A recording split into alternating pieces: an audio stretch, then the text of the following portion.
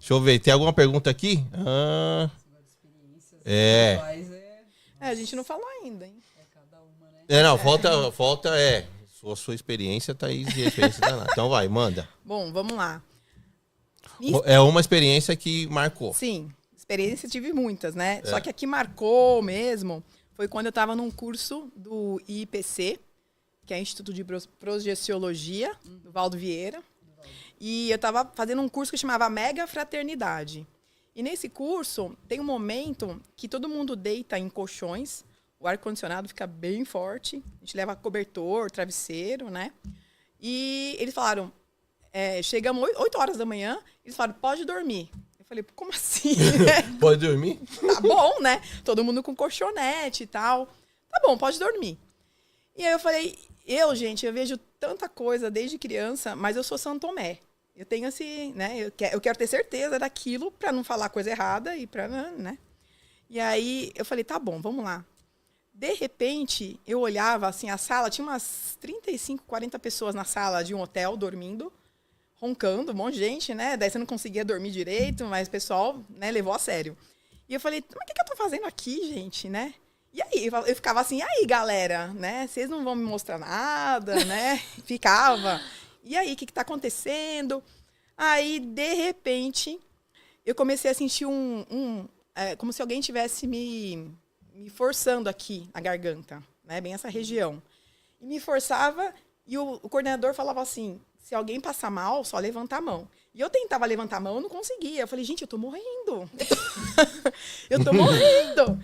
E a hora que eu fui levantar a mão, eles me arrancaram do corpo. Eu tive uma projeção patrocinada, vamos dizer assim. Né? Forçada. Porque eu ficava, e aí, gente? O que eu vou ver, né?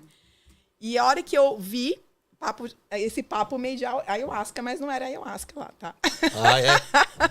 A hora que eu vi, eu olhei pra baixo, eu tava saindo da terra, sabe? Sabe quando a gente coloca no Google? Você vai saindo? E eu olhava e falava, meu Deus, cadê meu pé? Cadê meu pé? Cadê meu pé? Eu olhava pra baixo e eu olhava pro lado, eu não via pessoas, eu via luzes coloridas. Porque o curso chamava Mega Fraternidade. Eram de todos os planetas. Então, vieram vários... Cada grupo de luz representava um planeta diferente. E aí, eu de mão dada com eles, e eu não fiquei com medo de jeito nenhum. E eu comecei, a primeira vez na minha vida que eu senti o amor incondicional. Aí eu soube o que é isso. E eles me passavam, fica calma, você tá aqui. E aí eu via o planeta, eu via tudo. E eu olhava para baixo e falava, meu Deus, que legal, não quero voltar. Eu não quero voltar. E aí eles me passavam aquela energia tão gostosa, mas tão boa de sentir. E de repente eu voltei pro meu corpo e comecei a chorar que nem criança. Porque era tanta energia boa, era um sentimento tão bom de amor incondicional que eu nunca tinha sentido na minha vida aquilo. E eu comecei a chorar. Eu até peguei o cobertor, né, coloquei, eu falei, que vergonha, comecei a chorar. E depois de cada experiência que a pessoa teve, tinha uma pessoa, que era o coordenador do grupo, que era o Epicom. E o Epicom, ele falava assim, cada um ia falar com ele, que era uma entidade, né? E aí a primeira coisa, eu fui a primeira a falar com ele, e ele falou assim, gostou da experiência? Eu falei, opa! Eu falei, sim. Ele falou, você estava pedindo, né? Nossa! Meu...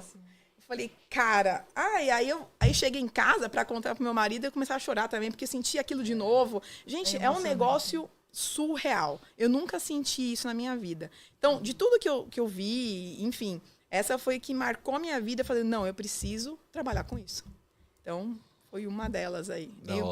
Meio papo estranho, mas... Depois daí você já... Não, aí eu tive certeza. Certeza. E você... Não precisa de microfone. Eu tô com esse, mas tá funcionando aí, né? Então, eu sempre fui totalmente conectada com tudo. Então, eu faço projeção, saio do corpo com consciência desde que eu me entendo por gente. De pequena eu tenho recordação de sair do corpo. Faço projeção astral, projeção de consciência. Então, a mediunidade sempre foi muito presente na minha vida. E era muito boa. Sempre foi aquela coisa do eu sou, gente, tá tudo bem. Só daí teve uma fase que eu estudei numa escolinha que lá foi o antro do lugar que tentaram me desviar, entendeu? Gente, o pessoal da escolinha. Tinha 4 anos eu tinha. As donas da escola espancavam, Eu apanhava todo Nossa! dia. Credo. Eu apanhava todos os dias. Eu era trancada. Eu era trancada. Você foi pra Umbral. O quê? Fui pra Umbral na Infantil. terra. Umbral infantil. Umbral infantil. Eu apanhava, me deixava E o Umbral infantil é boa. Foi o Umbral. Me deixava em um quarto escuro. Elas falavam uma frase, você vai pagar pelo que você é. Que é isso, gente? Eu tinha 4 anos, eu lembro da cara das pessoas, com detalhe do cheiro do ambiente. Então, assim, e aí eu lembro que eu apanhei e sofri um ano inteiro. E aí, com essa idade, eu comecei a sofrer muito. Aí eu lembro que eu tive uma primeira experiência com a minha equipe espiritual. Um mentor meu veio, se apresentou. Ele falou, Natália, eu sei que não é justo, mas é necessário. Eu tinha 4 anos. Eu falei, e aí, o que vocês esperam de mim, né? Tipo, cara, eu tenho 4 anos, né? Aí eu lembro que ele começou a mostrar. Aí a minha clarividência fez o quê? Pá, estraçalhou inteira, só, pá, abriu tudo. Gente, a escola era meio que uma projeção física da egrégora belezinha que me encontrou, sabe? Gente, era cada ser naquele lugar, mas cada ser. Teve um que ele olhava pra mim, ele ria de gargalhar, ele falava, te achei, e ria. Então ele reconheceu a minha energia nessa encarnação, entendeu? Ele, faz que eu tô te procurando. obsessor. Ele falava. Então, pra você ver como a gente não é. Então, era aquelas coisas bizarras, e as donas, o pessoal que trabalhava lá, era tudo a mesma faixa. Então eu apanhava fisicamente, eu apanhava energeticamente. Nossa, só eu- cacete. Que horror. Gente, eu fiquei mais de um ano Sua mãe sofrendo. não sabia disso? Sabe o que eles faziam comigo? Se você abrir a boca pra contar qualquer coisa pra tua mãe, você nunca mais vê ela. Nossa. Tenho isso, eu tenho esse registro na minha memória, gravado. Então eu não contava, eu ficava calada. Aí que eu comecei a fazer o quê? Engolir o que eu era. Vocês estão entendendo? Porque eles falavam, você não vai ser o que você é. Você não tem direito de ser. Caramba, mano. Pesado, Só hein? que eu também, fia, casca grossa. Exato. Comigo Gente. não tem muito boi, não. E eu lembro que eu pequenininha com aquela cara. Daí teve um dia que eu tava virada, eu falei, o que eu faço? Eu falei, meu mentor, falei, chega. Aquele eu não aguento mais, que era o piorzão de todos lá. Que era o mandante da bagaça. Teve um dia que eu olhei, meu mentor olhou, bem querido, olhou e falou, viu, você sabe o seu tamanho, né? Eu lembro que eu olhei pro meu mentor, eu dei uma risada, eu falei, eu sei. Eu sei que eu fui em direção do cara, ele tava rindo toda hora. Que eu fui aproximando, ele parou de rir. Eu só cheguei nele e falei, agora você vai ver. Botei a mão no meio do peito dele, assim, ó. A hora que eu botei a mãozinha, pronto. esse ser, sei lá pra onde ele foi. Aí eu comecei a ficar mais leve, e aí eu lembro que eu tive a coragem de começar a contar pra minha mãe. Só que daí foi um rebuliço, gente. Todas as outras crianças começaram a relatar pras mães, porque não era uma coisa só. Gente, Tinha imagina. algumas outras crianças Aquilo que lá também era sofriam ritual. lá, entendeu? Tinha crianças que não Gente. Diana, entendiam. eu vou até falar que nem a Lua falou assim, será que é verdade isso? Pelo menos na minha geração, que eu sou dos anos 90, quando eu era criança, então, tinha muita escola que batia nas crianças realmente. Batia? E eu lembro que lá na minha escola tinha um quartinho da Nadir. Olha lá. Quartinho da Gente, que horror. Mas o quartinho da vai Nadir não piorando, segurava só vai nós não, hein? piorando. Porque nós era terrível. Então, não, eu não conseguia. Nós era Eles terrível. conseguiam me segurar. Não segurava a gente, o quartinho. É que Mas eu era tinha... o foco maior, né? Eu era que mais sofria, que mais apanhava. Porque você era E- mais... Mas É. antigamente Era mais tinha aquele médio, lance né? de ajoelhar no milho, de Sim. tomar uma Pô, reguada na mão, né? reguada. Eu lembro de ficar pelada, esperando pra tomar banho no inverno, ficar 40 minutos, todas as Para. crianças no chão frio. Que é isso, sem roupa, gente? esperando banho. Era assim o nível Horror. daquela escola. Tanto que depois foi feita todo né, a polícia foi... Gente, as coisas que descobriram foi, assim, desumanas. E eu vivi 1 ano e meio disso. E, assim, é fato, gente, é real. E não era só. O físico era o reflexo do astral. Então, era um combo alegria. Eu falo, foi o combo alegria, né? E aí, gente, disso, eu continuei a minha mediunidade, mas daí eu fui crescendo na minha fase meio adolescente, gente. Eu oprimi. Porque eu acabei startando muito esses resgates do medo, né? Desses registros de memória. E aí, o que aconteceu? Mais ou menos aí com uns 16 anos, eu falei, sabe o quê? Eu não quero mais. Chega de mediunidade, de espiritualidade. Gente, eu fechei tudo. Por livre Sim. processo. Eu tenho habilidade Pra de se fazer o que eu quero. proteger, né? Falei, chega, mas aí eu bloqueei de 1 grau, gente. Tudo bem, fiquei dos 16 aos 18. Chegou de 18 para 19, eu lembro que um dia esse mentor de sempre, ele veio na minha frente, fazia tempo que eu não via, né? Aí eu olhei até assustei, falei, gente, o que tá acontecendo, né? Oi? Ele, você sabe o que eu tô fazendo aqui, né? Falei, não. Aquela cínica, né? Ele, então, Natália, é o seguinte, você tá aqui, você tem consciência plena. Gente, eu sempre tive 100% da consciência do que eu tô fazendo aqui. Eu nunca passei por véus de esquecimento nenhum. Então, projeto de alma, plano de existência, eu sempre soube, entendeu? E eu sabia que meu propósito era trabalhar com espiritualidade de algum jeito. E principalmente honrar e usar a mediunidade, entendeu? Aí ele olhou pra mim e falou, você sabe? Aí eu falei, é verdade, eu sei. Mas eu não quero. Ele falou, não, tá tudo bem, tudo certo. Ele falou, você tem total direito ao livre-arbítrio, você não precisa querer. Tudo bem, você vai negar? Você vai querer realmente abster de tudo? Você vai tirar tudo? Falei, vou. Ele, então, tá bom. Então você, a partir de agora, você vai ter uma questão séria no seu sangue e em 1 ano você vai estar morta com leucemia. Ai, Aff. credo. Que legal. Aí eu ainda Gente, fiz, que é isso? Falei, tá bom, Acho que não. tá bom, vou ter. Falei, então tá bom, vamos ver. E fiquei de boa. Gente, deu 1 mês dessa conversa com o mentor. Eu comecei a ter uns problemas de saúde. Fui fazer exame. Adivinha? Pau no meu sangue. Tava com tudo desequilibrado. Daí o médico começou a fazer um monte de exame. Ele falou, meu Deus, suspeita de leucemia. A hora que eu vi aquilo, eu falei, gente, eu tinha 18 anos. Falei, como assim? Aí eu chamei ele, falei, volta, vem conversar.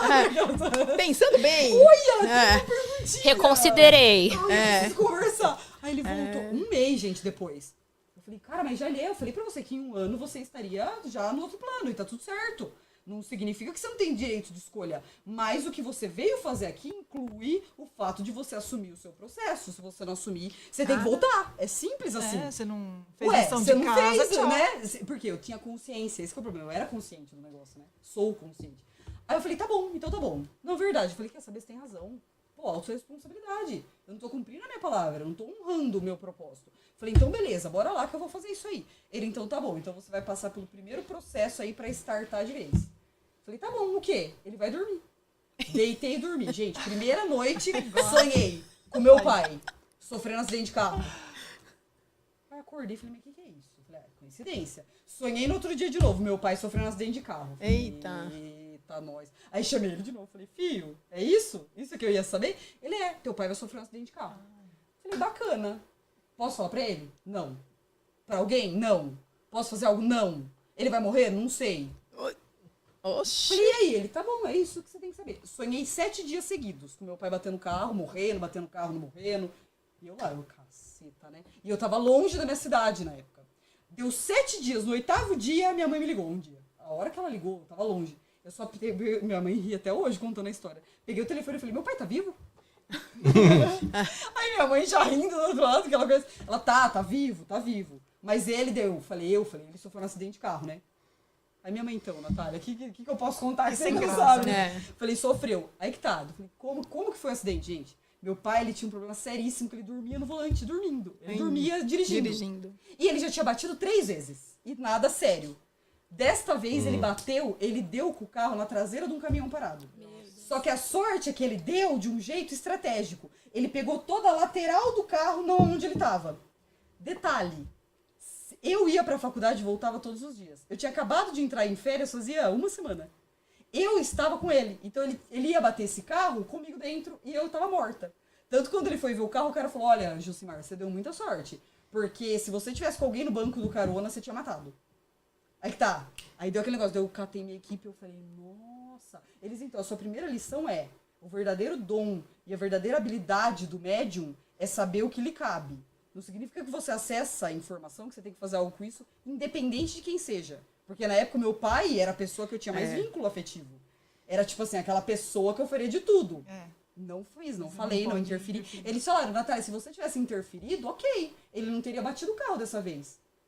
Mas você sabe que a conta uma hora chega. Então ele ia bater de alguma outra forma. Podia ser pior ou pra você ou pra ele, a situação ia ser outra. Dessa vez ele teve um aviso mais sério. E aí ele fez o quê? Veio pra São Paulo fazer o tratamento do sono. Tratar essa parte do negócio do dormir. E eu, boquinha de siri. Depois disso eu falei, entendi. Aí, gente, eu tava ainda terminando faculdade de arquitetura, aquelas coisas, mas já na espiritualidade, né? Então eu terminei faculdade já começando os cursos espiritualista, né? Gente, depois disso, Não tem nunca volta. mais eu cogitei a ideia de falar, não trabalho, eu não quero mais saber. Você Principalmente entendeu. da mediunidade, entendi. Entendeu. Pegou pra mim, depois pegou pra ele. Foi o combo alegria da minha família, né? Aí depois disso, gente, tudo experiência Aí, fichinha, né? Porque Tudo mudou.